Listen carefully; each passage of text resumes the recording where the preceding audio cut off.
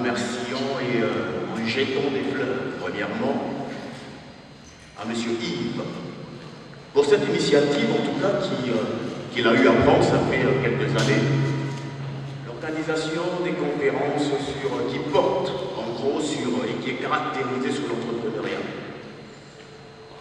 Et à vous aussi, qui êtes présents, cela dénote plutôt de la conscience que vous avez par rapport à la considération assez sérieuse de votre vie. Pour me présenter de manière un peu plus concise, je me prénomme David, je me nomme Kabomo Chibangu. J'évolue dans le coaching scolaire, dans le coaching de prise en parole en public, d'éloquence. Bon, pour être bref, je peux me limiter là. Quant à ce qui me concerne aujourd'hui, par rapport au sujet que je me suis prêté de développer, il est en rapport avec un livre que j'ai entrepris de concevoir. Le grand thème, il s'intitule comme étant Négropreneuriat. Négropreneuriat. Et le sous-titre, c'est la révolution pharaonique de l'Africain, l'homme noir au sommet de la pyramide mondiale. Alors, le négropreneuriat, pour aller plus rapidement, vous aurez déjà, pour ceux-là qui sont assez perspicaces, remarqué qu'il y a deux termes fondamentaux. Deux termes fondamentaux, négro et entrepreneuriat. Alors, qu'est-ce que l'entrepreneuriat? L'entrepreneuriat, mes prédécesseurs, avec une grande brillance, ont su définir cela, et bien décortiquer cela, mais qu'à cela ne tienne, je pourrais toutefois apporter une touche de plus qui serait plutôt importante aussi pour nous tous. Alors l'entrepreneuriat, qui donne le verbe entreprendre, veut dire, quand vous ouvrez les dictionnaires électroniques dans les téléphones, on vous dira que c'est cette faculté, cette capacité de commencer une chose, de commencer une œuvre, non pas seulement de commencer, mais aussi de la rendre effective. À part cette définition, il y a un grand entrepreneur, écrivain, auteur, qui a eu à définir l'entrepreneuriat, quoique c'est un concept assez complexe et hétérogène, il le précise très bien, Alain Fayol. Il dit, il va proposer 4 paradigmes pour nous proposer une vue large sur l'entrepreneuriat. Le premier paradigme qu'il va noter, le paradigme d'opportunité d'affaires. Alors ici, il est en train de voir l'entrepreneuriat comme étant un système ou une capacité pour l'homme de créer des opportunités, non pas seulement de créer des opportunités, mais aussi de percevoir des opportunités et de faire usage de ces opportunités. Il y a le deuxième paradigme qui est le paradigme de la création d'une organisation, d'une entreprise. C'est le fait que deux personnes, une personne se mettent ensemble pour créer une entreprise. Le troisième paradigme, c'est celui de la création de la valeur. Quand on se met ensemble pour créer de la valeur. Et le quatrième paradigme, je passe assez plus rapidement que le temps qui nous est imparti. Le quatrième paradigme, c'est celui de l'innovation. Je reviens à mon grand thème. Négropreneuriat. Pourquoi?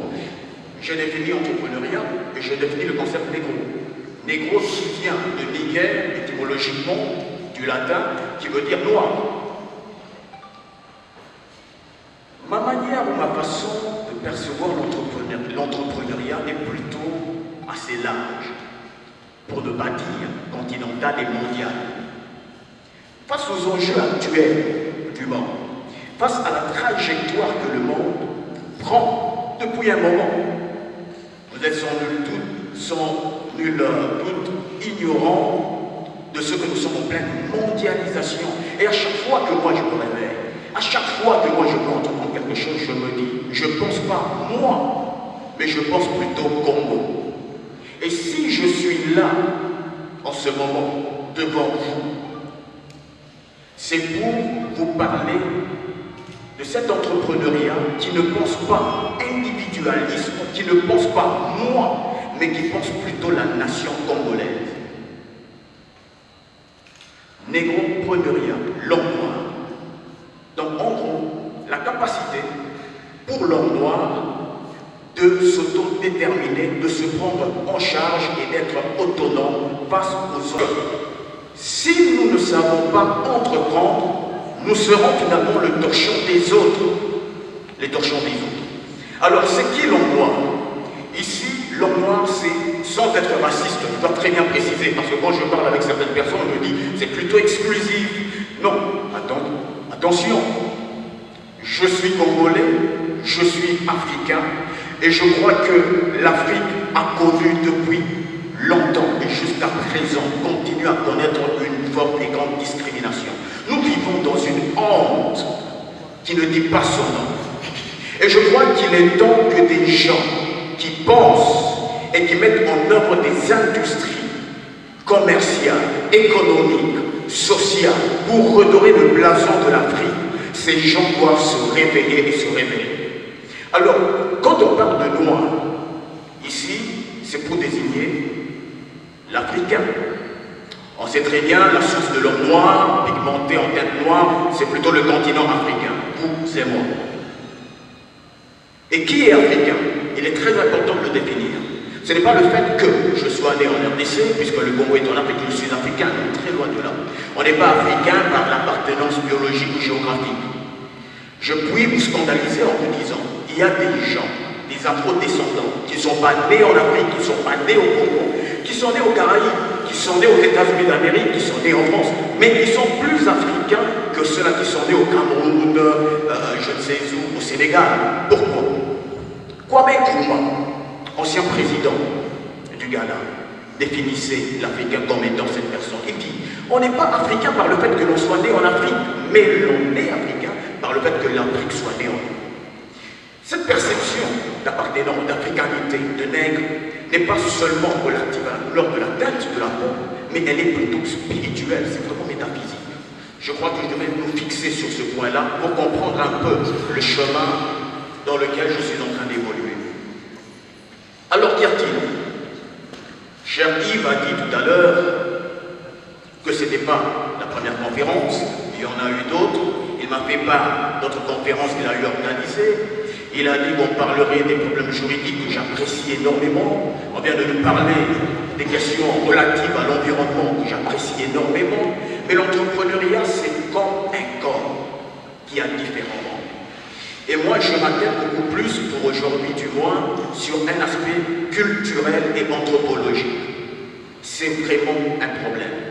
On ne peut pas demander à quelqu'un qui veut jouer dans une équipe de foot, quand vous voulez jouer et qu'on vous achetez, dans les équipes qui se respectent du moins, avant que vous soyez officialisé, vous passez d'abord par un médecin.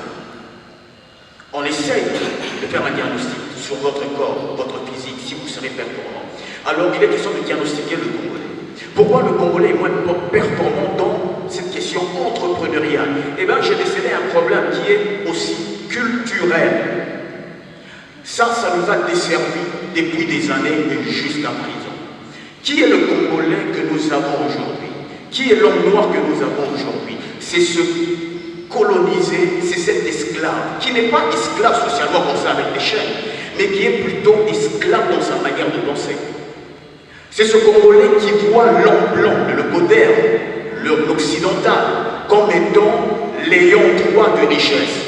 Quand on cite des milliardaires, quand on cite des millionnaires qui sont des occidentaux, oh, ça ne dérange pas. Mais ça devient beaucoup plus dérangeant, non pas seulement à nous, Africains, mais aussi à ces occidentaux quand on voit un Africain qui s'enrichit. Je peux poser une question. Qui a une idée sur l'homme le plus riche qui ait existé jusque-là dans le monde? Qui a une idée? L'homme le plus riche. J'aime être dans un auditoire d'intellectuels. Alors les choses. Qui a l'idée de l'homme le plus riche? Connaîtrez-vous le propriétaire d'Amazon? Jeff Bezos, vous le connaissez? Vous le connaissez? Il est riche. Connaissez-vous Bill Gates? Vous le connaissez? Est-ce que je peux vous poser une question? Y a-t-il un homme noir plus riche que ces gens-là? Vous pouvez répondre librement. Oprah. Pourquoi? Oprah. Pardon? Oprah. Oprah, c'est quelle Une américaine. Une américaine. Plus riche.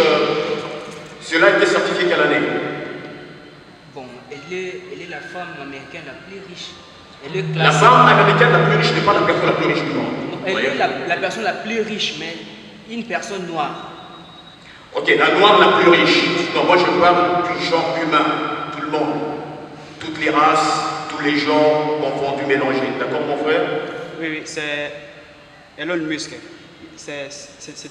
Il est de l'Afrique du Sud. Pardon? Elon Musk. Pardon? Elon Musk. Elon Musk de Tesla. Oui, oui. Évidemment, c'est pas riche, mais ce n'est pas un noir comme toi et moi. Mais je puis vous annoncer, vous informer aujourd'hui, l'homme le plus riche qui ait existé. Allez sur Internet, tapez ce nom. Si vous avez Internet, tapez ce nom. C'est certifié aujourd'hui. Mansa Moussa. C'est pas un blanc-bec, c'est pas un homme blanc, c'est pas un logodaire. Mansa Moussa est un Malien. Vous imaginez? L'homme noir est capable d'entreprendre grand. L'homme noir que nous sommes, vous, c'est moi, est capable d'entreprendre. Il est évalué les richesses de Mansa Moussa. Ce fut un ancien notaire malien. Il est évalué à 400 milliards de dollars, plus que Elon Musk, plus que Mark Zuckerberg, plus que Bill Gates, plus que tous ces gens.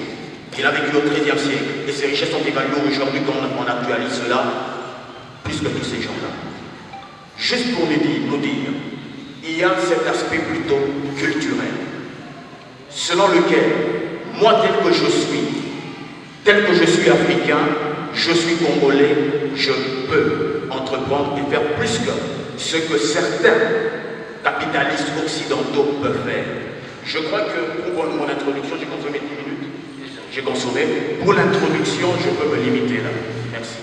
Est-ce qu'on peut la fête de frappe pour lui?